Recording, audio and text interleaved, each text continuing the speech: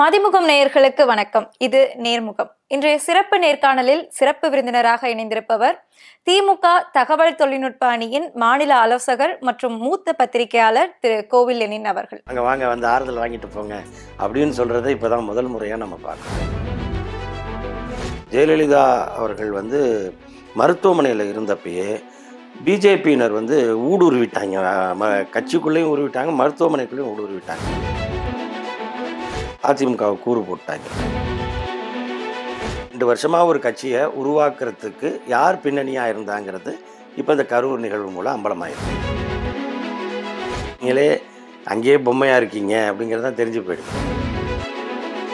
திமுகவுக்கு தான் எல்லாரும் பயப்படணுமே தவிர, ஆனால் திமுக யாருக்கும் பயப்பட வேண்டியது. சோசியல் மீடியாவில் 2 ஃபயரை விட்டால் முடிஞ்சு போச்சா? அது அதில் வந்து கதறு அப்படின்ட்டா உண்மையிலே நீங்கள் கொள்கை எதிரி அப்படின்னா இப்போ பாஜக பண்ணுற இந்த எஸ்ஐஆருக்கு உங்களுடைய ரியாக்ஷன் என்ன? விஜய் என்பவரை வைத்து நமக்கு ஏதாவது ஆதாயம் கிடைக்குமா அப்படிங்கிறதா நிர்வாகிகளோட. இது கட்சி கிடையாது, இது மன்றம், ரசிகர் மன்றம், அவ்வளோதான்.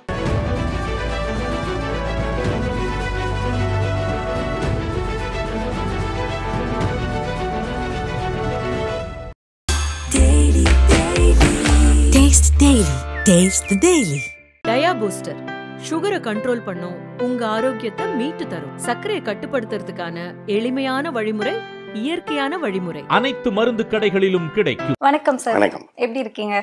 நலமாக இருக்கும். நேர்முகம் நிகழ்ச்சியில சந்தித்ததுல மகிழ்ச்சி சார். எனக்கும் உங்களோட ஒரு நேர்காணல் கொடுப்பதில், அது நேயர்கள் பார்ப்பதில் ரொம்ப மகிழ்ச்சி. நன்றி சார். இப்போ அரசியலோட சேர்த்து தமிழ் இலக்கியத்திலையுமே ஆர்வமுள்ள ஒரு ஆளுமை நீங்க சொல்லுங்க. நம்ம தமிழ் மரபுல இதுவரைக்குமே பாதிக்கப்பட்ட மக்களை அழைச்சிட்டு வந்து அவங்களுக்கு துக்கம் விசாரிக்கக்கூடிய அந்த மரபு, அந்த வழக்கம் வந்து இது வரைக்கும் இருந்திருக்கா? அது பகையாளியாக இருந்தால் கூட ஒரு வீட்டில் துக்கம் நடந்துடுச்சுன்னா உடனே போய் நிற்பது அப்படிங்கிறது தான் தமிழ் மரபு. மனித மரபே அதுதான். இது வந்து தமிழ் மரபுன்னு தனியாக சொல்ல வேண்டியதில்லை. குறிப்பாக நான் மனித நாகரிகத்தில் மூத்த இனம் அப்படிங்கிறனால தமிழர்களை பொறுத்த வரைக்கும் நம்முடைய இலக்கியத்திலே பார்த்தோம்னா கூட எதிரியாக இருந்தாலும் அங்கே வந்து உடனே போய் அவங்களுக்கான ஒரு இறப்புனா அதுக்கான மரியாதையை செய்வது. நீங்கள் இதிலெல்லாம் பார்த்தோம்னா இந்த விழுப்புண் தாங்கி இறந்து போவாங்க, நெஞ்சில் மார்பில் இது பட்டு இறந்து போவாங்க அப்படின்னா, அப்படி ஒரு வீரனாக ஒரு அரசன் தோற்று போனால் கூட அவனை வந்து அந்த முறைப்படி வந்து அவனை அடக்கம் செய்கிறது. எதிரி நாட்டு மன்னன் தோக்கடிச்சுட்டுனா கூட அவனை வந்து அடக்கம் செய்வது அப்படிங்கிறது அவனுடைய இறுதிங்கிறத, அந்த மரியாதையை கொடுக்கணும். அது ஒரு மனித உடலுக்கும் கொடுக்கக்கூடிய, அவன் வாழ்க்கைக்கு கொடுக்கக்கூடிய மாண்பு அப்படின்னு நம்ம சொல்கிறோம். அப்படி வீரனா இல்லை, அவர் போர்க்களத்தில் அவனால் இல்லாமல் இறந்து போயிட்டானா கூட மார்பில் ஒரு கீறல் போட்டு இது பண்ணுவாங்கலாம் நம்ம இலக்கியங்கள் சொல்லுது. இதெல்லாம் ஒரு பக்கம் இருந்தால் கூட பொதுவாகவே நீங்கள் வந்து இந்த இலக்கியத்தையெல்லாம் தாண்டி கூட பார்த்தோம்னா எளிமையான பாமரர்கள் அவங்கள்ட்டேருந்து தான் இலக்கியமே உருவாகும். அதாவது இலக்கியவாதிகள் அவங்கள்ட்டேருந்து தான் கண்டென்ட் எடுத்துக்குவாங்க. ஸோ அப்படி பார்த்தீங்கன்னா ஒரு கிராமத்தில் பலவித சண்டைகள் நடக்கும். எத்தனையோ சண்டைகள் நடந்துட்டு இருக்கும். அக்கம் பக்கம் வீடுங்கிறது பெரிய தகராறுலாம் இருக்கும். சாதாரணமாக ஒரு ஆமாம், அதை பார்த்தீங்கன்னா வேலி தாண்டி அந்த கோழி வந்துடும்.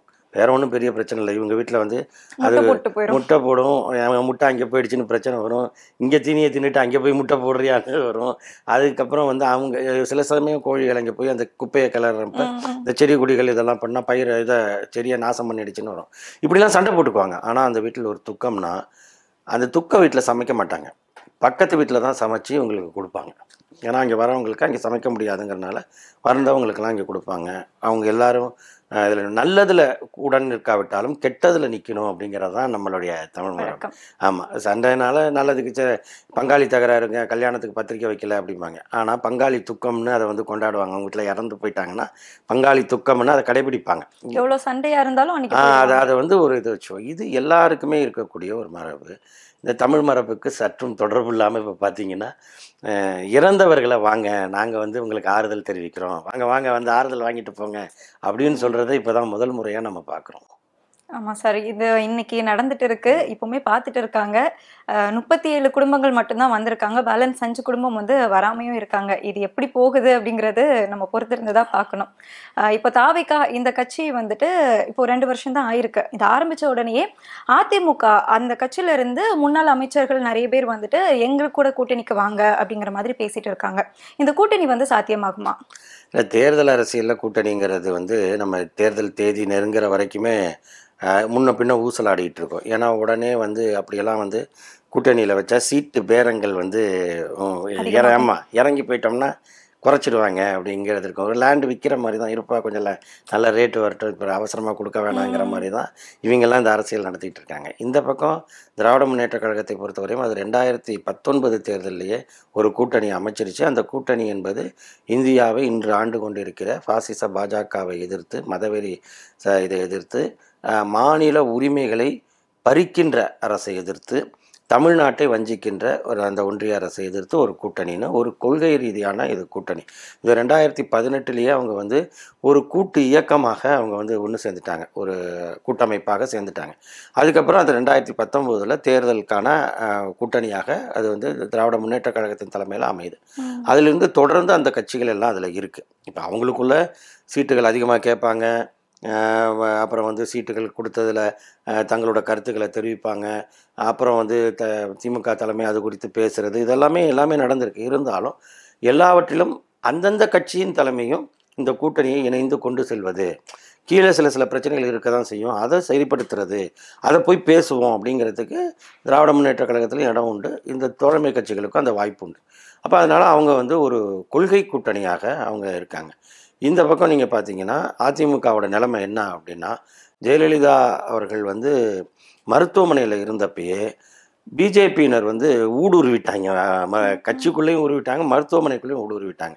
நல்லா பார்த்தீங்கன்னா டிசம்பர் 4ஆம் நாள் 2016ஆம் ஆண்டு டிசம்பர் 4ஆம் தேதி அவங்களுக்கு வந்து மேசிவ் ஹார்ட் அட்டாக்னு அந்த இது சொல்கிறாங்க.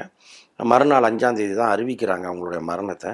அந்த நேரத்தில் பார்த்தீங்கன்னா பின்னர் துணை ஜனாதிபதியாக இருந்த வெங்கையா நாயுடு அங்கே இருந்திருப்பார், மற்ற இவங்க அங்கே இருப்பாங்க, அருண் ஜேட்லி, இந்த மாதிரி நிறைய அவங்க இதில் வந்து அவரோட ஆளுநராக வித்யாசாகர் ராவ் இருந்தார். எல்லாரும் அவங்க சொல்கிறதெல்லாம் எங்களுக்கு தம்ஸ்அப் காட்டினார், கட்டை விரலை உயர்த்தி காட்டினார்னு இங்கே செய்தி வருது. ஆனால் ஆளுநர் டெல்லிக்கு கொடுத்த அறிக்கையில் அவங்கள பார்க்கவே இல்லை அப்படின்னு தான் கொடுத்துருக்காரு. ஸோ அவர்களோட உடல்நிலை என்ன நிலையில் இருக்கிறதுன்னு தெரிஞ்சதுமே இவங்க இந்த கட்சியை கபலீகரம் பண்ணுறது. ஏன்னா தமிழ்நாட்டுக்குள்ளே 2 திராவிட கட்சிகள் வலிமையாக இருக்குது. அதில் ஒன்று நேரடியான திராவிட கட்சி, இன்னொன்று திராவிடத்தை பெயரில் கொண்ட கட்சி, அண்ணாவையும் திராவிடத்தையும் பெயரில் கொண்ட கட்சினா கூட அது திராவிட உணர்வுள்ள தொண்டர்கள் இருக்கக்கூடிய கட்சி. அப்போ வந்து இந்த இதை 2த்துல ஒன்று காலி பண்ணால் தான் உள்ளே வர முடியும். திமுக அது வலிமையாக இருக்குது. கலைஞருக்கு பிறகு இன்றைக்கு இருக்கக்கூடிய முதலமைச்சர் வந்து ஸ்டாலின் அவர்கள் அதை வழிநடத்தி செல்லக்கூடிய இதை வந்து பக்குவத்தை அப்பயே பெற்றுட்டார். கலைஞர் மரணமடைய வரைக்கும் அவர் செயல் தலைவராக தான் இருந்தார், அதுக்கப்புறம் தான் அவர் தலைவராகிறார். ஸோ அந்த இது வந்து அப்படியே கண்டினியூ ஆகுது அந்த கட்சியில் இருக்கிற நிலைமைகள். இங்கே அதிமுகவில் பலவித குழப்பங்கள் இருக்கிற நேரத்தில் அந்த அதிகார மையமாக இருந்தவர்களெல்லாம் அப்புறப்படுத்திட்டு அதுக்கு தகுந்த மாதிரி அவங்களுக்கு சொத்து குவிப்பு வழக்கு இறுதி தீர்ப்பு நிறுத்தி வைக்கப்பட்டிருந்துச்சு இங்கே உச்சநீதிமன்றத்தில். எல்லாத்தையும் பயன்படுத்தி அதை வந்து இது பண்ணிட்டாங்க. அப்போ பிஜேபி கையில் தான் இப்போ அதிமுக இருக்குது. அப்போ நேரடியாக பிஜேபி வந்து இங்கே தமிழ்நாட்டில் அது வந்து அதுக்கு செல்வாக்கு கிடையாது. அது வந்து தன்னுடைய கொள்கையை சொல்ல முடியாது. பிஜேபியோட கொள்கைப்படி இங்கே வந்து இந்துக்கள் மட்டும்தான் வாழணும், மற்றவங்க இருக்கக்கூடாதுன்னு சொன்னால் தமிழ்நாட்டில் இந்துக்களாக இருப்பார்கள், முஸ்லீம்களாக இருப்பார்கள், கிறிஸ்தவர்களாக இருப்பார்கள், அவரவர் நம்பிக்கையில் இருப்பார்கள். ஆனால் ஒரு பொதுவான நிலை வந்தால் எல்லோரும் அண்ணன் தம்பிகளாக அவர்கள் வந்து பழகக்கூடியவர்களாக, அப்படி தான் ஒரு குடும்ப உறவாக தான் இங்கே வந்து இருக்குது. இங்கே வந்து இந்த மத பிரச்சனையோ இதுவோ கிடையாது.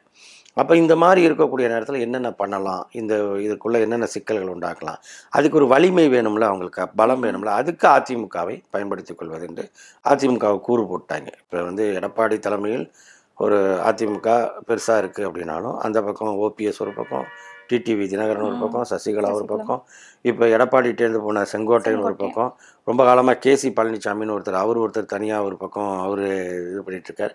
இப்படியான பல குழுக்களாக இதை வச்சுக்கொண்டு இது எல்லாத்தையுமே கட்டுப்படுத்தக்கூடிய ஒரு அமைப்பாக பிஜேபி வந்து செயல்பட்டுருக்கு. அப்போ அவங்களுக்கு என்ன அப்படின்னா இன்றைய நிலையில் வந்து அதிமுகவுக்கு உடைய அந்த பழைய செல்வாக்கு இல்லை அப்படிங்கிறது தெரியுது. ஏன்னா அதிமுகவை பொறுத்த வரைக்கும் எம்ஜிஆர் ஜெயலலிதான்னு ஒரு பெரிய அதாவது ஒரு கவர்ச்சிகரமான லீடர்ஸ் வேணும் அவங்களுக்கு. வெறும் அதாவது கொள்கை பூர்வமாங்கிறத தாண்டி மாஸ் அப்பீல் உள்ள லீடர் வேணும் அவங்களுக்கு. ஒரு பெரிய அளவில் மக்கள்கிட்ட செல்வாக்கு இருக்கணும். எம்ஜிஆருக்கு ஒரு இது இருந்தது. அவரை தொடர்ந்து எம்ஜிஆர் கூடவே நடித்த ஜெயலலிதா அவர்களுக்கும் அந்த ஒரு வாய்ப்பு இருந்தது. இப்போ எடப்பாடி பழனிசாமிக்கு அப்படி கிடையாது.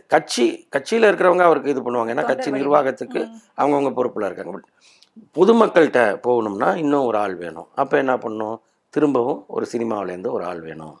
அப்போ அதை உருவாக்கி பார்க்கலாம் அப்படின்னு வந்தப்போ அதை இப்போ பயன்படுத்தலாம் அப்படின்னு நினைக்கிறாங்க. அதுதான் வந்து அதை தான் வந்து அதிமுககாரங்க வந்து வெளிப்படையாக சொல்கிறது. அவங்க வரணும்னு சொல்கிறது மட்டும் இல்லை, சொந்த கட்சிக்காரன் கையிலேயே தாவேக்கா கொடியை கூட்டி கொடுத்து தான் கூட்டத்தில் நிறுத்தின கதையெல்லாம் நம்ம பார்க்குறோம். அப்போ அதை வந்து தாவேக்கா தரப்புலேருந்தும் எங்களுக்கு அது தொடர்பு இல்லை அப்படின்னு சொல்லலை. இது அதிகாரப்பூர்வமாக சொல்ல வேண்டியது என்ன, அப்படிலாம் யாரும் போகக்கூடாது, எங்களால் யாரும் போகிறதில்ல, அப்படி யாராவது போனால் நடவடிக்கை எடுப்போங்கிறத எந்த கட்சியும் சொல்லும். இப்போ ஒரு இது வருங்க, அதிமுககாரங்க ஒரு திமுக இதுக்குள்ளே போய் அதிமுக கொடியை காட்டிட்டு நின்னாலோ, அல்லது ஒரு காங்கிரஸ் கட்சியோ வேற ஒரு மாற்று கட்சியிலையோ போய் நிற்கிறாங்க அப்படின்னா அவங்க வந்து சொல்லுவாங்களா மாட்டாங்களா? எந்த ஒரு கட்சியும் அப்படி தான் இருக்கும். எங்கள் இதில் நீ அந்த கொடியை எடுத்துகிட்டு அங்கே போன அப்படிங்கிறதான். அதை வந்து இவங்க வந்து பெருமையாக அதிமுக பேசுது அப்படிங்கிறதும், விஜய் தரப்பில் எதுவுமே அவங்க தாவேக்கா தரப்பில் அண்மை காலமாக அவங்க 30 நாளாக எதுவுமே அதிகாரப்பூர்வ அறிவிப்பே கிடையாது. இப்போ கூட சந்திப்பு இதை பற்றி அதிகாரப்பூர்வ அறிவிப்பு வந்திருக்கா? செய்திகள் தான் வருது. தகவல், செய்திகள் சொல்லக்கூடாது, தகவல், இந்த தகவல் அந்த தகவல். இது ஏன் அப்படின்னா இதை வந்து வசமாக அதை வந்து இது பின்னணி என்ன, ஒரு 2 வருஷமாக ஒரு கட்சியை உருவாக்குறதுக்கு யார் பின்னணியாக இருந்தாங்கிறது இப்போ இந்த கரூர் நிகழ்வு மூலம் அம்பலமாயிருக்கு. இப்போ வந்து கூட்டணி ஒரு வேளை வச்சுட்டாங்க அப்படின்னா விஜய் வந்து அடுத்த பவன் கல்யாண் அப்படிங்கிற ஒரு பேச்சு இருக்கு. இப்போ இவர் வந்து துணை முதலமைச்சர் பதவி இவர் ஏத்துக்குவாரா, இல்லைன்னா எடப்பாடி வந்து துணை முதலமைச்சர் பதவியை வந்து ஏத்துக்குவாரா? அந்த துணை முதலமைச்சர் பதவி, அந்த பதவிக்கு வந்து அதிகமான போட்டி இருக்குமா? இல்லை, நீங்கள் ஏற்றுக்காங்களா அவங்கள விட்டுருங்க. அவங்க வந்து ஒரு அரசியல் தன்னை நிலைநிறுத்தி கொள்ள எடுக்கக்கூடிய முடிவு. எந்த ஒரு கட்சியும் பார்த்தீங்கன்னா முதல்ல தன்னை ப்ரூவ் பண்ணிவிட்டு, தன்னோட ஓட் பேங்க் என்ன அப்படிங்கிறத ப்ரூவ் பண்ணிட்டு தான் அது வந்து அடுத்த ஒரு கூட்டணிக்கு ரெடி ஆகும். இப்போ ஒருவேளை நீங்கள் சொல்கிற மாதிரி ஒரு பவன் கல்யாணம் அப்படி இப்படின்னு டிட்டோவாக நீங்கள் ஆந்திராவை தூக்கிலாம் இங்கே ஃபிக்ஸ் பண்ணிங்கனாலாம் நடக்காது. அந்த மாதிரி இங்கே இருக்காது. இருந்தாலும் நீங்கள் சொல்கிற மாதிரியே இருந்ததுன்னா இவர் தான் முதலமைச்சர், இவர் தான் வந்து எல்லா கட்சிகளுடைய வண்டவாளத்தையெல்லாம் தண்டவாளத்தில் ஏற்றிட்டு இவர் தான் வந்து சுத்தமான தமிழ்நாட்டை கொடுக்க போகிறாருன்னு சொன்னவங்க எங்கே போவாங்க? மூஞ்சி வச்சுக்கோங்க. அப்படி நம்பி ஓட்டு போடுறதுக்கு ரெடியாக இருந்தாங்களா? அவங்க ஓட்டு போடுவாங்களா? அவங்க என்ன பண்ணுவாங்க? நீங்கள் அதையும் யோசிக்கணும். இப்போ வந்து ஒரு இந்த இடத்துல ஆல்டர்னேட் அப்படின்னு சொல்லும் பொழுது உங்களுக்கு ஒரு குறிப்பிட்ட சதவீதம் கிடைக்கும் ஓட்டு. எப்பொழுதுமே அது இருக்கும். ஏன்னா இந்த ரெண்டுமே எங்களுக்கு பிடிக்கல சார், நாங்கள் வேற ஒன்று அப்படிங்கிறது பொதுவான ஒரு சிந்தனை.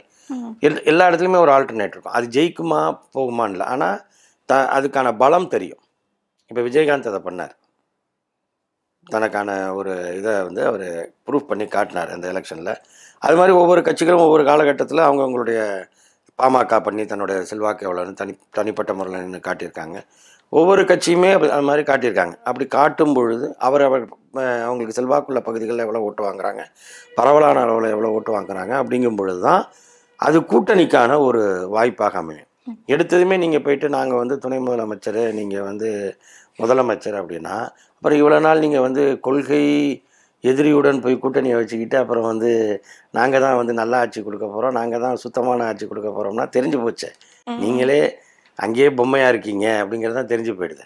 இப்போ பவன் கல்யாண் வந்து இதை மாதிரிலாம் வந்து பிஜேபி என்னுடைய கொள்கை எதிரி, சந்திரபாபு நாயுடு என்னுடைய அரசியல் எதிரி, ஒய்எஸ்ஆர் காங்கிரஸ் வந்து அந்த எதிரி, இந்திய தேசிய காங்கிரஸ் இந்த எதிரின்லாம் அவர் சொல்லலையே. நேராக வந்தார், அவர் ஒரு கூட்டணியை வச்சார், அவருக்கு ஒரு இந்துத்துவா கொள்கையோடு அவர் போனார், ஏதோ பண்ணார். நீங்கள் இப்படிலாம் பிரித்து கொள்கை தலைவர்கள்னு கொள்கை தலைவர்கள் யார் அப்படின்ட்டு அவங்கவுங்களையும் கொண்டு வந்து இருக்கிறவங்களெல்லாம் பர்ச்சேஸ் பண்ணிவிட்டு வந்து லேபிளை ஒட்டிக்கிட்டு எல்லாம் பண்ணிவிட்டு இப்போ போய் நின்னா நீங்கள் யாருங்கிறது ஒவ்வொரு செயலையும் அம்பலமாயிடுமே. வேணா எடப்பாடிக்கு வேணால் உங்கள் ஓட்டு போய் சேரலாமே தவிர உங்களுக்கு ஒன்றும் இருக்காமல் போயிடுவேன். அதுதான் நிலைமை. இப்போ திமுக இந்த கட்சி வந்து தாவேகா கட்சி வந்ததுக்கு அப்புறமா அதிகமா பயப்படுது அப்படிங்கிற ஒரு பேச்சு வந்து இருந்துட்டு இருக்கு. உண்மையாவே திமுக தாவேகாவை பார்த்து பயப்படுதா? திமுக எதுக்கு பயப்படணும்? திமுக வந்து பயப்பட வேண்டிய கட்சியே கிடையாது. ஒன்று ஓப்பனாக சொல்கிறேன். திமுக என்பது அரசியல் இயக்கத்திலேயே சமுதாய சீர்திருத்த கொள்கைகளை முன்னெடுக்கக்கூடிய ஒரு இயக்கம். வேறு எந்த கட்சியும் அப்படி எடுக்க மாட்டாங்க. இது வந்து ஒரு எதிர்நீச்சல் போடுற இயக்கம். நீங்கள் மற்ற கட்சியெல்லாம் ஆறு போகிற போக்கில் போயிடும். திமுகவுடையது என்ன, இந்த இடத்துல வந்து ஒரு சாதி நிலையில் ஏற்றத்தாழ்வு இல்லாமல் சமத்துவம் உருவாகணும் அப்படிங்கிறது இயல்பாகவே அது வந்து ஒரு எதிர்நீச்சல் இந்த சமூகத்தில். ஏன்னா சாதியாக பிரிந்து கிடக்கக்கூடிய சமூகம். அதே மாதிரி இங்கே ஒரு மத நல்லிணக்கம் இருக்கணும். சனாதனம் அப்படிங்கிற பெயரில் ஒருவன் உயர்ந்தவன் ஒருவன் தாழ்ந்தவன், வர்ணாசிரமம் என்ற அடிப்படையில் இந்த பிறப்பெல்லாம் உயர்ந்த பிறப்பு, இந்த ஜாதியெல்லாம் உயர்ந்த ஜாதி, இந்த பிறப்பெல்லாம் தாழ்வான பிறப்பு, இந்த ஜாதியெல்லாம் தாழ்த்தப்பட்டது, பிற்படுத்தப்பட்ட, ஒதுக்கப்பட்ட, அது மாதிரியான இவங்க கீழ்நிலையில் இருக்கிறவங்க அப்படிங்கிறத மறுக்கிறது. இது ஆண்டவன் படைப்பில் இப்படி இருக்கு அப்படின்னு அவர் சொல்கிறத கிடையாது. ஆண்டவன் எப்படி அப்படி படைக்க முடியும்? ஆண்டவன் உயிரை படைக்கக்கூடியவராக இருந்தால் அனைவரையும் சமமாகத்தானே ஆண்டவன் படைப்பார். ஆண்டவன் எப்படி பிரித்து படைப்பார்னு கேள்வி கேட்கக்கூடியது. நீங்கள் வேதத்தை கேள்வி கேட்கக்கூடாது, நீங்கள் வந்து இதை உபநிடதங்களை கேட்கக்கூடாது, புராணங்களை பற்றி பேசக்கூடாது அப்படின்னு சொன்னதற்கு மாறாக அது குறித்த கேள்விகளை எழுப்பி ஏன் தலை விதின்னு சொல்கிறீங்க? இந்தியா சுதந்திரம் அடைஞ்ச பிறகு இந்திய அரசியல் சட்ட விதி தான், அதன் அடிப்படையிலான உரிமைகள் தானே தவிர காலமாக நீங்கள் சொல்கிற தலை விதிங்கிறதே கிடையாதுன்னு சொல்லி ஒரு சமத்துவபுரத்தை உருவாக்கக்கூடிய வகையில் வந்து தன்னுடைய பங்களிப்பை செய்கிறது. பெண்கள்னால் இப்படி தான் இருக்கணும், அவங்களுக்கு கல்வி கொடுக்கக்கூடாது, இப்படி தான் வாழணும் அவங்களுக்குன்னு சொன்னப்போ, இல்லை பெண்களுக்கு கல்வி, அவங்களுக்கான தற்சார்பு நிலை எல்லாத்தையும் கொடுத்து சொத்துல பங்கு. ஏன் சொத்துல பங்கு கொடுக்குறாங்க? குடும்ப சொத்துல பங்கு. குடும்ப சொத்துனா ஆண் பிறந்தால் தான் வாரிசு. ஆஸ்திக்கு பையனும் ஆசைக்கு பொண்ணும் அப்படின்னு தான் சொல்லுவாங்க. அது ஆஸ்தினா உங்களுக்கு சொத்துக்கள். அந்த அந்த ஆஸ்திங்கிறது சொத்து. அந்த அந்த ஆஸ்தி வந்து பையனுக்கு, ஆசைக்கு பொண்ணு. கொஞ்ச நாள் வளர்த்துட்டு நீங்கள் கட்டி கொடுத்துட்டு அது குடும்பம் அதுக்கப்புறம் அங்கே தான் அப்படிங்கிறது. ஒன்று அது வந்து தந்தையோட பராமரிப்பில், அல்லது அண்ணனுடைய சகோதரர்கள் பராமரிப்பில், அப்புறம் கணவனுடைய பராமரிப்பில், அதன் பிறகு தான் பெற்ற பிள்ளைகளின் பராமரிப்பில் தான் பெண்கள் வாழணும்னு இருந்தது. அதுக்காக தான் ஆஸ்திங்கிறது பையனுக்கும் ஆசை பொண்ணுக்குன்னு சொல்லி பங்காளிகள்னு சொன்னால் யார் இருப்பா? ஒருத்தர் இருக்கார், ஒரு பெரியவர் இருக்காருன்னா அவருக்கு 2-3 பிள்ளைங்க பிறக்குதுன்னா அந்த 2-3 பிள்ளைங்களாம் அண்ணன் தம்பிங்களாக இருப்பாங்க பசங்க. அவங்களுக்கு கல்யாணம் ஆகி பிறக்குதில்ல, அந்த பிள்ளைங்களாம் பங்காளிகள் ஆகிடுவாங்க. அது மீன்ஸ் பங்கை ஆள்பவர்கள். அந்த தாத்தாவோட பங்கை ஆளக்கூடியவங்க தான் பங்காளிகள். அப்போ பங்காளின்னு பெண்ணுக்கு இருந்துச்சா பேர்? கிடையாது. ஏன் பங்காளி? அவங்க எங்கள் பங்காளி அப்படின்னு சொன்னால் இந்த அண்ணன் தம்பி உறவு முறையில் வருவாங்க. ஆனால் நேரடி அண்ணனா இல்லாமல் அந்த சொத்து ஒரிஜினல் சொத்து பகிர்ந்திருக்கப்பட்டது. ஏன் அந்த பங்காளியாக பெண்கள் இருக்கக்கூடாது? அதே குடும்பத்தில் பிறந்த பெண்ணுக்கு ஏன் அந்த பங்கு இருக்கக்கூடாது அப்படிங்கிறதான் கேள்வி. திராவிட இயக்கம் கேட்ட கேள்வி. அதை தான் திமுக பெண்களுக்கான குடும்ப சொத்துரிமை அப்படிங்கிறத 1989 கொண்டு வந்தது. ஆக இந்த இயக்கம்ங்கிறது ஒவ்வொன்றையும் வந்து சமுதாய கண்ணோட்டத்தில் அணுகக்கூடிய இயக்கம். 75 ஆண்டு கால திமுக இப்போ தான் 25 வருஷம் ஆட்சியில் நிறைவு செய்யப்போகுது. மொத்தமாக நான் சொல்கிறது அண்ணா காலத்தில் தொடங்கி 1967 இப்போ வரப்போகிற 2026 வரைக்கும் எடுத்துட்டிங்கன்னா ஒரு 25-26 காலம் தான். 3இல் 1 பங்கு தான் இது ஆட்சியில் இருந்திருக்கு. ஆனால் இதுதான் நிலைச்சிருந்திருக்கு. திரும்ப இதுதான் ஆட்சிக்கு வந்திருக்கு. இந்திய அரசியலையே தீர்மானிக்கக்கூடிய வகையில் கூட்டணிகள் அமைப்பது, பிரதமர்களை உருவாக்குவது, ஜனாதிபதிகளை உருவாக்குவது எல்லாமே இது திமுக தான். அதனால் திமுகவுக்கு தான் எல்லாரும் பயப்படணுமே தவிர, ஆனால் திமுக யாருக்கும் பயப்பட வேண்டியதில்லை. திமுக என்கின்ற இயக்கம் வெறும் தேர்தல் அரசியலை மட்டும் நம்பி இருக்கிற இயக்கம் இல்லை. இவங்களாம் நினைக்கிற மாதிரி ஒரு தேர்தலில் போயிட்டோம்னா அதோட இது என்ன சினிமா கதையா, இந்த படம் பாக்ஸ் ஆஃபீஸ் ஹிட் ஆகலைன்னா அதுக்கப்புறம் மார்க்கெட் இல்லைன்னு போகிறதுக்கு. திமுகங்கள தொண்டர்களோட இயக்கம் அது நிற்கும். அது திரும்பவும் வரும். இந்த 2026 தேர்தலையும் திமுகவுக்கு தானே நல்ல வாய்ப்பு இருக்குது. மக்களிடம் அதற்கான ஒரு நம்பிக்கையும் இருக்குது. மக்கள் நம்பக்கூடிய இயக்கமாகவும் அது இருக்குது. அது ரெண்டாவது. நான் அதுக்குள்ளே போகலை. ஆனால் இதுக்கு போய் பயப்படணும்? விஜயை பார்த்து ஏன் பயப்படணும் திமுக? ஆனால் இந்த தாவேக்கால வந்துட்டு அதிகமான இளைஞர்களோட ஆதரவு இருக்கு இல்லையா, அதை பார்த்து இவங்க பயப்படுறாங்க அப்படிங்கிற ஒரு அப்படியெல்லாம் இல்லை. திமுக தொடங்கின பொழுதே இளைஞர்களால் தொடங்கப்பட்ட கட்சி. முழுக்க கலைஞர்லேருந்து நாவலர்லேருந்து எல்லாருமே இளைஞர். அண்ணாவுக்கு 40 வயசு, தம்பிங்களுக்கெல்லாம் 25-26 வயசு. அதுதான் இந்த கட்சி. பிறகு இளைஞரணின்னு ஒன்று உருவானுச்சு 1980. திமுகவுக்கு ஒரு 31 வயசு ஆகிறப்ப இந்த இளைஞர்கள் எல்லாம் அண்ணா காலத்து இளைஞர்கள் எல்லாம் மூத்தவர்கள் ஆகிட்டாங்களா, அப்போ ஒரு இளைஞர் அடுத்த திரும்ப அது அப்படியே தொடர்ச்சியாக வரும்பொழுது இப்போ இளைஞரணி செயலாளராக உதயநிதி அவர்கள் இருக்கார், துணை முதலமைச்சர். அப்போ அவர் தலைமையில் ஒரு இது இருக்குது. இது ஒரு கொள்கை ரீதியான, இப்போ அவங்களுக்கு பாசறை கூட்டங்கள் நடத்தி கொள்கை வகுப்புகள் எடுக்கிறாங்க. இளம் பேச்சாளர்களை உருவாக்கியிருக்காங்க. ஆக்கப்பூர்வமான ஒரு செயல்பாடு எப்பொழுதுமே இங்கே இதாக இருக்கும். அதில் நீங்கள் 2 விஷயம் சொல்கிறீங்க. ஒன்று என்ன சொல்கிறீங்க, திமுக இதெல்லாம் இளைஞர்கள் இதில் வந்துட்டாங்கங்கிறீங்க. அங்கே கேட்டால் திமுக குடும்பத்து இளைஞர்களுக்கே தான் பதவி தரீங்க அப்படிங்கிறீங்க. அப்போ திமுக குடும்பத்தில் இளைஞர் இருக்கான்ல, அதுதானே விஷயம். அடுத்து இவங்களுக்கு தான்ப்பா பதவின்னு அது என்ன? அந்த விமர்சனத்திலேயே நீங்கள் எதை ஒத்துக்கிறீங்கன்னா, அந்த விமர்சனத்தை தனியாக திமுகவில் அவன் அந்த கொள்கை குடும்பமாக அவன் வந்துக்கிட்டே இருப்பான். ஏன்னா அது அந்த உணர்வு. அது திமுக, நான் திமுக, கருப்பு சிவப்பு எங்கள் கொடி, உதயசூரியன் எங்கள் சின்னம், அண்ணாவும் கலைஞரும் எங்கள் தலைவர்கள், பெரியார் எங்களுக்கான தத்துவ தலைவர் அப்படிங்கிறது தொடர்ச்சியாக இருக்குது. அதனுடைய இணைந்த இயக்கங்கள், தேர்தல் அரசியலில் இணையக்கூடிய இயக்கங்கள், ஒரே கொள்கை பார்வை உள்ள இயக்கங்கள், எது நாட்டுக்கு தேவைன்னு நம்ம பார்க்கணும்ல. சும்மா இந்த சோஷியல் மீடியாவில் 2 ஃபயரை விட்டா முடிஞ்சு போச்சா? அதில் கதறு அப்படின்ட்டா எல்லாமே இதாகிடுச்சா? அது நீங்கள் என்ன நினைக்கிறீங்கன்னா, ஒரு விர்ச்சுவல், அதாவது விர்ச்சுவல் வாரியர்ஸுங்கிறாங்களே, விர்ச்சுவலுக்கும் ரியாலிட்டிக்கும் ஒன்று இருக்குது, வித்தியாசம். தொடர்பும் இருக்குது. நான் தொடர்பு இல்லைன்னுலாம் நான் சொல்லலை. ஆனால் ரியாலிட்டின்னு ஒன்று இருக்குது, கிரவுண்ட் ரியாலிட்டி அப்படின்னு ஒன்று இருக்குது. அந்த இடத்தில் திராவிட முன்னேற்ற கழகம் என்பது அது ஒரு வலிமையான இயக்கமாக இருக்குது. வந்தது போனது எல்லாம் தெரியும். திமுக பயப்படுது, திமுக அழிஞ்சு போயிடும், திமுக இதோட முடிஞ்சுது, இதெல்லாம் இன்னைக்கு புதுசாக சொல்கிறாங்களா? எல்லா காலத்தையும் சொல்லிட்டு 75 வருஷமாக சொல்லிட்டு இருக்காங்க. பல வருஷமா மறைவு போட்டுக்கிட்டே இருக்காங்க. ஆமாம், அது அவங்க போட்டு இப்போ எடுத்து அது கண்டினியூ போயிட்டே இருக்கும். அது இன்ஃபினிட்டி.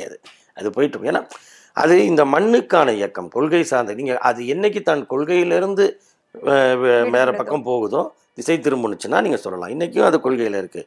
இன்றைக்கும் மாநில உரிமைக்காக ஒன்றிய அரசை எதிர்த்து நிற்கக்கூடிய, அதுவும் பாஜக எப்படியெல்லாம் பழி வாங்கும், சிபிஐ அதுக்கு இருக்குது, இது இருக்குது, அது ஐடி இருக்குது, இடி இருக்குது. இது போக இப்போ தேர்தல் ஆணையமும் பிஜேபி விரும்புகிற மாதிரி செயல்படக்கூடிய ஒரு கட்டத்துக்கு வந்த நிலையிலையும் திமுகங்கிற கட்சி மட்டும்தான் அதை எதிர்த்து பேசிகிட்டு இருக்கு. இங்கே பேசுனது மட்டும் இல்லாமல் இந்திய அளவுலேயும் அதுக்கான ஒரு கூட்டணி அமைச்சு, பிஜேபிங்கிற கட்சி 2 முறை தனி மெஜாரிட்டியில் ஆட்சி அமைச்ச கட்சி மோடி தலைமையிலானது. இந்த தடவை கூட்டணியோட தான் ஆட்சி அமைக்கணும், உனக்கு மெஜாரிட்டி இல்லை, மைனாரிட்டி அப்படிங்கிறத ஆக்குனதும் இந்த திமுக தான். அப்போ பயப்படுறது போகிறது அப்படின்லாம் சொல்கிறதெல்லாம் இது ஏதோ இந்த ஒரு தேர்தல்னால திமுக எல்லாம் அப்புறம் இது ரோட்டுக்கு நிற்க போகிறாங்களா? அவங்க எப்பொழுதும் ரோட்டில் நிற்பாங்க மக்கள் பிரச்சனைக்காக.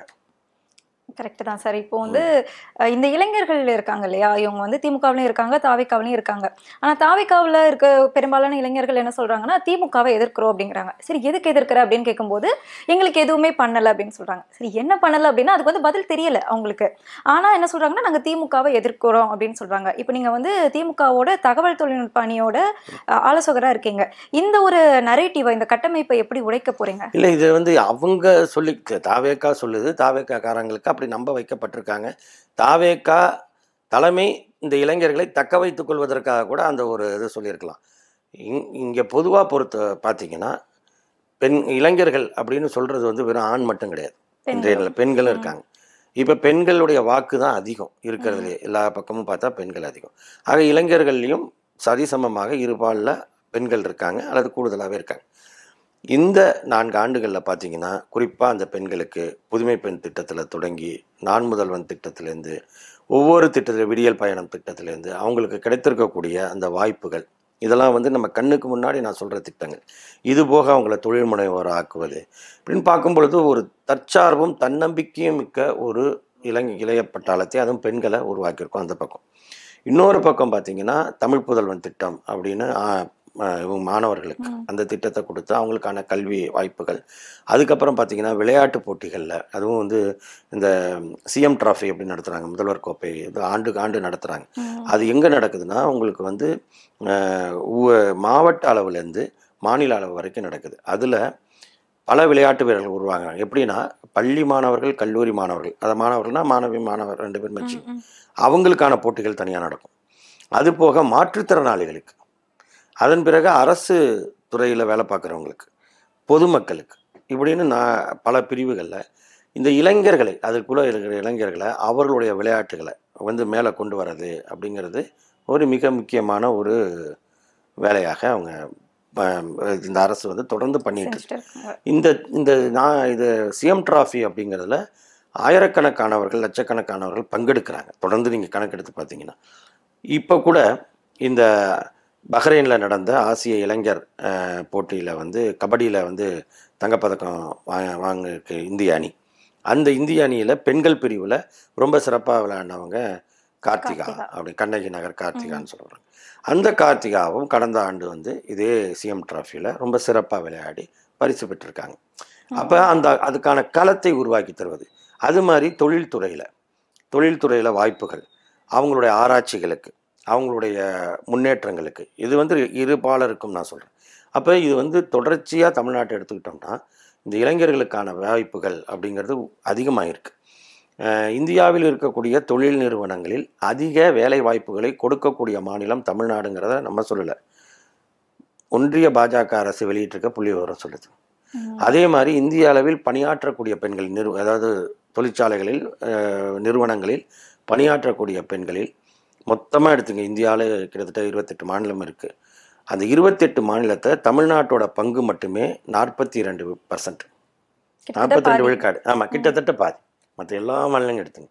அப்போ இந்த எம்பவர்மெண்ட் அப்லிஃப்ட்மெண்ட் இருக்குல்ல, இதை நாம் தொடர்ந்து செஞ்சுக்கிட்டு இருக்கோம். இதெல்லாம் வந்து பயன்படுத்தி கொண்டு இருக்கு. அதாவது இதனால் பயன்பெற்றவங்க எதையும் சொல்ல மாட்டாங்க, அவங்க வேலைக்கு போயிட்டுருப்பாங்க.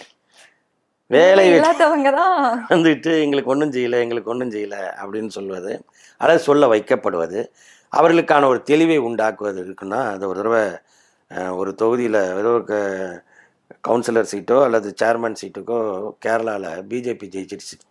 அப்போ பினராயி விஜயன் சிஎம், அவர் மார்க்சிஸ்ட் முதல்வர்கிட்ட கேட்டாங்க, அங்கே பிஜேபி ஜெயிச்சிருக்கே அப்படின்னு. அங்கே இன்னும் கல்வி அறிவை மேம்படுத்துவோம் அப்படின்னு சொன்னார் அவர். அது மாதிரி இங்கேயும் கொஞ்சம் நம்ம மேம்படுத்த வேண்டி இருக்குது. ஏன்னா எல்லோரும் பிள்ளைகள்லாம் நம்ம பிள்ளைகள் தான், தமிழ்நாட்டு பிள்ளைகள் தான். கட்சிகள் வேறையாக இருக்கலாம். ஒட்டுமொத்தமாகவே தமிழ்நாடு வந்து ஒரு அறிவு வளர்ச்சியில், கல்வியில், மருத்துவத்தில், திறன் மேம்பாட்டில் முன்னேறி இருக்கிற நேரத்தில் இந்த மாதிரி இருக்கிறவங்க வந்து எங்களுக்கு ஒன்றும் கிடைக்கல, ஒன்றும் செய்யலைன்னு சொன்னாங்கன்னா பாவம் அவங்கள கூப்பிட்டு, என்னப்பா நீ படிச்சிருக்க, ஏது படிச்சியா, இல்லைன்னா படிக்கிறதுக்கும் வாய்ப்பு இருக்குது, வந்து படி அப்படின்னு சொல்லி நம்ம செஞ்சு கொடுக்கலாம். ஓகே சார், இவ்வளவு நேரம் வந்துட்டு நம்ம திமுக பத்தி பார்த்துட்டு இருந்தோம். இப்போ தாவேகாக்குள்ள போகலாம்.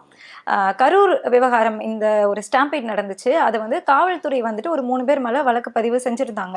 இப்போ அதே 3 பேர் மேலதான் சிபிஐவும் வந்து முதல் குற்றப்பத்திரிகை வந்து தாக்கல் பண்ணியிருக்காங்க. இது வந்து எப்படி எடுத்துக்கிறது? சிபிஐ வந்து உண்மையாவே துரிதமா விசாரிக்கிறாங்களா, இல்லைன்னா அந்த மிரட்டலுக்கான ஒரு அச்சாரமா பார்க்கறதா? சட்டப்பூர்வமாக இதுல வந்து என்ன அப்படின்னா, முதலில் போடப்பட்ட அந்த எஃப்ஐஆர் தான் எடுத்துக்குவாங்க. எடுத்து நாங்கள் பணியை தொடங்கிட்டோங்கும் பொழுது அதை தான் வந்து திரும்ப அதை வந்து தாக்கல் பண்ணுவாங்க.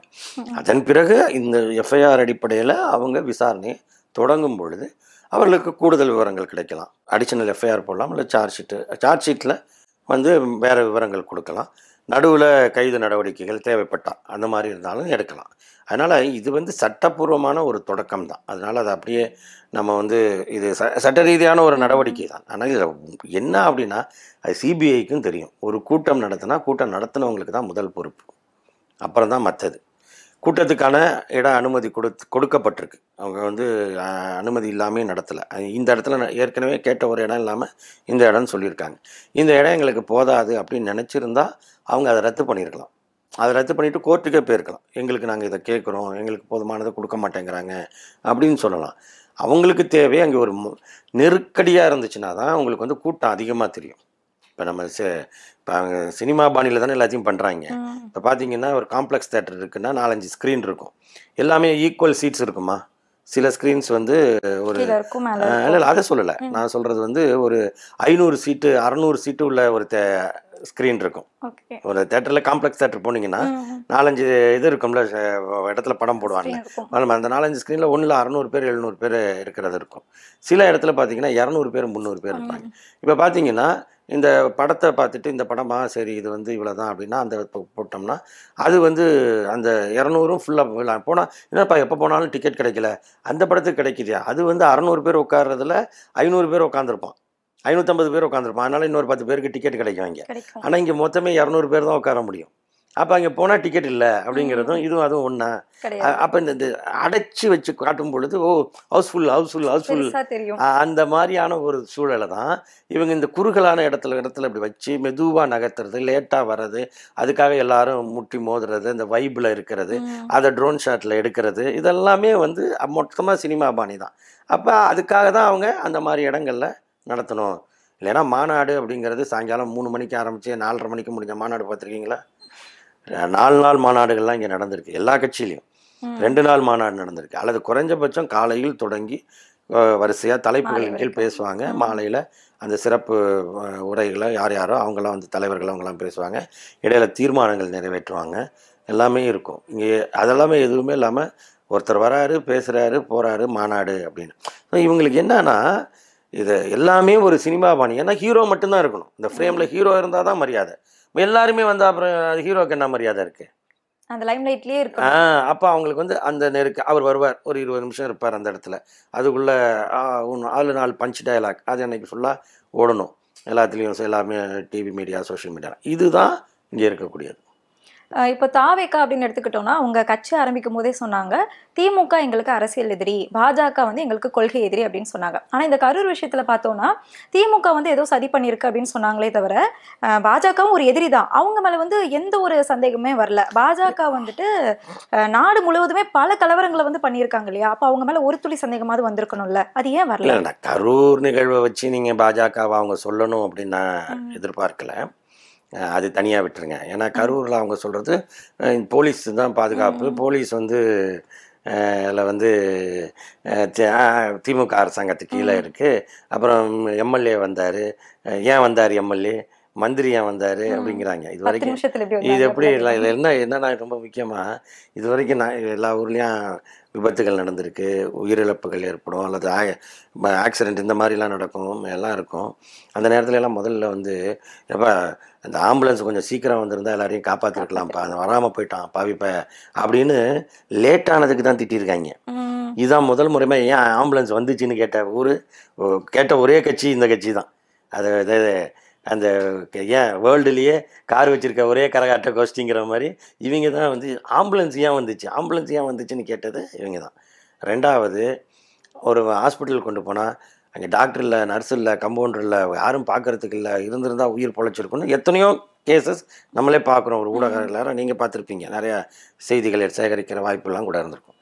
ஆனால் இங்கே எப்படி டாக்டர் வந்தாங்க, எப்படி இவ்வளோ ட்ரீட்மெண்ட் கொடுத்தாங்க, ஏன் சரி இறந்தவங்களை எப்படி போஸ்ட்மார்ட்டம் பண்ணாங்க, எப்போ எங்கே எல்லாம் இருந்துச்சு அப்படிங்கிற அடுத்த கேள்வி. ரெண்டாவது இது. மூணாவது, எங்கே இருந்தாலும் இப்போ ஊரில் இவ்வளோ நடந்து போயிருக்கு, எங்கேயா போனோம் அந்த எம்எல்ஏ அப்படின்னு கேட்குறது தான் பொதுவாக இருக்கக்கூடியது. எம்எல்ஏ எப்படி வந்தார், 10 நிமிஷத்தில் எப்படி வந்தார்னா அவர் இருக்கிற இடமும் இதுவும் எவ்வளோ டிஸ்டன்ஸு, அங்கேருந்து வரத்துக்கு எவ்வளோ இது இருக்கும். அவர் மட்டும் இல்லை, அதிமுகவின் முன்னாள் அமைச்சர், மாவட்ட செயலாளர், அவரும் இன்னொரு மருத்துவமனையில் அவர் இருக்கார். எல்லா கட்சியும் இருந்துச்சுங்க. சின்ன சின்ன கட்சி ஊரில் இருக்கிறவங்கெல்லாம் எந்த கட்சியோட கூட்டத்தில் இப்படி ஒரு நெரிசல் ஏற்பட்டு ஒரு ஒழுங்கின்மையால் இப்படி ஒரு இது ஏற்பட்டு இறந்து போனாங்களோ அந்த கட்சிக்காரன் மட்டும்தான் இல்லை, மற்ற எல்லாரும் இருந்தாங்க. அதனால அரசு தரப்பில் உடனே இங்கே முதலமைச்சர் இந்த மாதிரி தகவல் வந்ததுமே அவர் வந்து தலைமைச் செயலகத்தில் அதிகாரிகளை கூட்டி என்ன பண்ணுறதுன்னு முடிவெடுத்து நிவாரணம் அறிவிச்சுட்டு அவர் நேரில் போகிறாரு. பக்கத்தில் இருக்கிற அமைச்சர்கள், இப்போ திருச்சியில் இருந்தாருன்னா அன்பில் மகேஷ் நீங்கள் போங்க, அதுக்குள்ளே இவர் மருத்துவத்துறை அமைச்சர் நீங்கள் எங்கே இருக்கீங்க, உடனே அங்கே போய் ரீச் ஆகுங்க அப்படின்னு அவர் வந்து அந்த இன்ஸ்ட்ரக்ஷன் கொடுக்குறாரு. இப்படித்தான் ஒரு நிர்வாகம் இருக்கும். நிர்வாகமும் தெரியல, நடைமுறையும் தெரியல, குறைஞ்சபட்ச ஆறுதல் சொல்லவும் தெரியல, ஒரு கட்சி நடத்தவும் தெரியல, பழியை தூக்கி இங்கே போடுறதுங்கிறது என்ன? உண்மையிலே நீங்கள் கொள்கை எதிரி அப்படின்னா இப்போ பாஜக பண்ணுற இந்த எஸ்ஐஆருக்கு உங்களுடைய ரியாக்ஷன் என்ன? ஏன் அவசரமாக பண்ணணும்? இப்போ 6 மாதத்தில் தேர்தலுங்கிறப்ப நீங்கள் பண்ணுறீங்கல்ல, ஏன் இதை வந்து முறையாக வந்து நீங்கள் வந்து மக்கள் தொகை கணக்கெடுப்பு முடிஞ்ச பிறகு அதில் ஏன் பண்ணக்கூடாது அப்படின்னு கூட கேட்கலாம்ல. இப்போ இதை பண்ணுறங்க எஸ்ஐஆருக்கு என்ன அவசரம் அப்படின்னு கேட்கலாம். அது மாதிரி பாஜக கொண்டு வர அறிவிப்புகள், திட்டங்கள், அதாவது தமிழ்நாட்டுக்கு இதாக இருக்கக்கூடியது, அதை பற்றி ஏன் பேசலை அப்படின்னு நம்ம அதை பற்றி ஏன் நீங்கள் வந்து தமிழ்நாட்டை வஞ்சிக்கிறீங்கன்னு அப்படி ஒரு கேட்கணும். குறைஞ்சபட்சம் நீங்கள் வந்து இந்த மீனவர்களை பிடிச்சிட்டு போயிட்டே இருக்கான், இன்னமும் இலங்கையிலேருந்து வந்து பிடிச்சிட்டு போயிட்டுருக்கான். முதலமைச்சர் கடிதம் எழுதுறாரு, மீனவர்கள் போராடுறாங்க, நீங்கள் போகலாம்ல, ஒரு எதிர்கட்சி அங்கே உங்கள் கொள்கை எதிரி தானே, இங்கே போகலாம்ல. அது எப்படி? கட்சியை உருவாக்குனவங்களே அவங்க தானே, அப்புறம் எப்படி அவங்கள எதிர்ப்பீங்க? ஆமாம் சார், இது ஒரு பக்கம் இருக்கவும் இவங்க வந்து சரியா பண்றாங்களோ தப்பா பண்றாங்களோ, அவங்க பண்ற ஒரு விஷயத்த வந்து எல்லா பக்கமுமே பேசிட்டு இருக்காங்க இல்லையா? எல்லா சேனல்ஸ்லயும் சரி, ட்விட்டர்ல சரி, ஃபேஸ்புக், இன்ஸ்டாகிராம் எல்லா பக்கமும் தாவிக்கா அது ஒரு பேசு பொருளா இருக்கு. இதுதான் அவங்களோட ஸ்ட்ராட்டஜியா? அதாவது வந்து இன்றைய நிலையில வந்து எதுவுமே ஒரு பேசு பொருளாக இருக்கும். அது வந்து இப்போ சீமானவர்கள் பேசிகிட்டு இருந்தார்ல கொஞ்ச நாள் முன்னாடி வரைக்கும் திமுகவுக்கு எதிரான டெய்லி கண்டென்ட் யார் கொடுப்பா? சீமான் தான் கொடுத்தாரு. இப்போ அவருடைய கட்சிக்கு அவருக்கு ஒரு ஓட்டுலாம் வாங்கியிருக்காரு இல்லைன்னு சொல்லலை, ஒரு அளவு வாங்கி அங்கீகாரம்லாம் பெற்றிருக்காங்க. ஆனால் அவங்க எலெக்ஷனில் ஜெயிச்சு ஒரு பெரிய அளவில் இருக்கக்கூடிய கட்சி அவங்க இல்லை. ஆனால் இங்கே என்ன ஆகுதுன்னா, ஒரு அரசுக்கு எதிராக யார் பேசினாலும் அதுக்கான ஒரு முக்கியத்துவம் தரது. சோஷியல் மீடியாவுக்குன்னு ஒர்க் பண்ணுறதுக்குன்னு ஒரு செட்டப் இருக்குல்ல, அதில் இது வந்து தொடர்ந்து வந்துட்டு இருக்கோம். அதுவும் தாவேக்காவை பொறுத்தவரை இதுக்குன்னே தான் அவங்க வந்து களத்தை விட இந்த மாதிரி சோஷியல் மீடியாவில் தான் அவங்க வச்சுக்கிட்டு அந்த இதை பரப்பிட்டு இருக்காங்க. ஆனால் அதெல்லாம் என்ன ஆகும்னா ரொம்ப நேரம் நிற்காது, உண்மைகள் டக்குன்னு தெரிஞ்சிடும். இப்போ இவ்வளோ சதிகள் சொன்னாங்களே, சதி கோட்பாடுலாம் வச்சாங்களே, பட் எதையாவது ஒன்றுத்துக்கு ஒரு ப்ரூஃப் எடுத்துகிட்டு வர முடிஞ்சுதா? அவங்க சொன்னதுக்கெல்லாம் எதிரான வீடியோஸ் எத்தனை வந்துச்சு. இவர் பேசிகிட்டு இருக்கும் பொழுதே இறந்து விழுறது, கையை நிறுத்து அப்படின்னு சொல்லி உதவி கேட்குறது, இவரே தண்ணி பாட்டில் போடுறது, குழந்தை காணா போணுச்சுங்க அப்படிங்கிற அந்த குழந்தை இறந்து போச்சா இல்லையா? ஸோ அந்த மாதிரி உள்ளதெல்லாம் இப்போ எவிடன்ஸ் என்ன இருக்குது? இப்போ நீங்கள் இந்த எவிடன்ஸை தான் நோக்கி நம்ம போகணுமே தவிர உண்மையை நோக்கி பயணிக்கணுமே தவிர நம்ம வந்து இந்த மாதிரி இது இருக்கும். இது எப்பொழுதுமே வந்து ஒரு விஷயம் வந்தால் இன்றைக்கி என்ன இருக்குது புதுசாக அப்படிங்கிறதுல ஒரு பரபரப்பு இருக்கும். ஆனால் அது நிற்கணும், அது பபுள்ஸ் மாதிரி உடஞ்சிடக்கூடாது, ஒரு ஸ்டோன் மாதிரி நிற்கணும். அது ஒரு கல்வெட்டு உடஞ்சிட்டு தானே இருக்குது. இவங்களோட இவங்க சொன்ன ஏதாவது ஒன்று வந்து ப்ரூவ் பண்ணியிருக்காங்களா, ஏதாவது காட்டியிருக்காங்களா? ஆனால் இதுக்கு எதிரான எல்லா விஷயமும் வந்திருக்கு. இவங்க சொன்ன எல்லாத்துக்குமே இப்படி இல்லைப்பா, நீ வந்த பேர் தான் இங்கே கூட்டம் நெரிசலாக இருக்குது, உங்களே வந்து ஆம்புலன்ஸ் ஆக்சுவலாக தாவேக்கா ஏற்பாடு பண்ண ஆம்புலன்ஸ் தான் அதிகம், கவர்மெண்ட் ஆம்புலன்ஸ் அதை விட ஒரு ஒன்றோ ரெண்டோ கம்மி. இந்த மாதிரி நெரிசல் ஏற்பட்டுடுச்சுங்கிற பிறகு தான் மற்ற ஆம்புலன்ஸ் வருது. அப்போ எல்லாத்துலேயும் நீங்கள் அம்பலப்பட்டுறீங்களா? ஆம்புலன்ஸ் குறுக்க வந்துச்சு, ஆம்புலன்ஸ் அவரே தானே சொல்கிறாரு, என்னப்பா நம்ம கொடி கட்டியிருக்கு அப்படிங்கிறாரு. அப்போ ஏற்பாடு ஒரு நிகழ்ச்சின்னா போலீஸ் சொல்லும், நீங்கள் எவ்வளோ பேர் வருவீங்க, இந்த ஏற்பாடு இருக்கா என்னான்னு. அது இன்னொன்று முக்கியமாக நீங்கள் எந்த கட்சியும் எடுத்துங்க, திமுக, அதிமுக, காங்கிரஸ், கம்யூனிஸ்ட்டு, எந்த கட்சி வேணாலும் எடுத்துங்க. ஒரு தலைவர் வரார் அப்படின்னா அந்த உள்ளூர் நிர்வாகிகள் எல்லாம் அதை ஒழுங்குபடுத்தி நிற்பாங்க, எல்லாரும் அதை ஒழுங்குபடுத்துவாங்க. அவரை வந்து நெரிசல் இல்லாமல் அழைச்சிட்டு வந்து இந்த இடத்துல நிறுத்திட்டு மற்றவங்களை இது பண்ணி அவங்க நிற்பாங்க. இது எல்லா கட்சிக்கும் இருக்கும். இவங்க இதில் எல்லாருமே கேரவானுக்குள்ளே இருக்காங்க, எல்லாரும் அவர் கூட தான் வராங்க. ஒரு முழுமையான இந்த கூட்டத்துக்கு என்ன செய்கிறது, வர லேட் ஆகுது, அப்போ என்னப்பா தண்ணி பிரச்சனை இருக்கா, குடிக்க தண்ணி வேணுமா, சாப்பாடு இருக்கா, லேடிஸ் இருக்காங்களே அவங்களுக்கு என்ன வசதி, இதெல்லாம் யோசிக்கணும்ல. அந்த அளவுக்கு நிர்வாகிகள் தாவேக்காவில் இல்லை அப்படின்னு சொல்லப்படுது இல்லையா? ஆமாம், இல்லை அவங்கள்ட்ட. அவங்க எல்லாருமே ரசிக மனப்பான்மையில் இருக்காங்க, எல்லாருமே அவரை பார்க்கணுன்ட்டு வராங்க. இது கட்சி கிடையாது, ஒரு மன்றம், ரசிகர் மன்றம், அவ்வளோதான். ஒரு ரசிக மனப்பான்மையில் இருக்காங்க. வரவங்களும் அவங்களும் அந்த வைப்பில் வரணும்னு வராங்க, இவங்களும் அதில் தான் வராங்க. விஜய் என்பவரை வைத்து நமக்கு ஏதாவது ஆதாயம் கிடைக்குமா அப்படிங்கிறதா நிர்வாகிகளோடது. விஜயை பார்க்க வரணும்னு நினைக்கிறவன் பரிதாபத்துக்குரிய நிலைமையில் இருக்கான், அவ்வளோ. நேர்முகம் நிகழ்ச்சியில் கலந்துக்கிட்டு உங்களோட கருத்துக்களை பகிர்ந்தமைக்கு நன்றி. ரொம்ப நன்றி, மகிழ்ச்சி.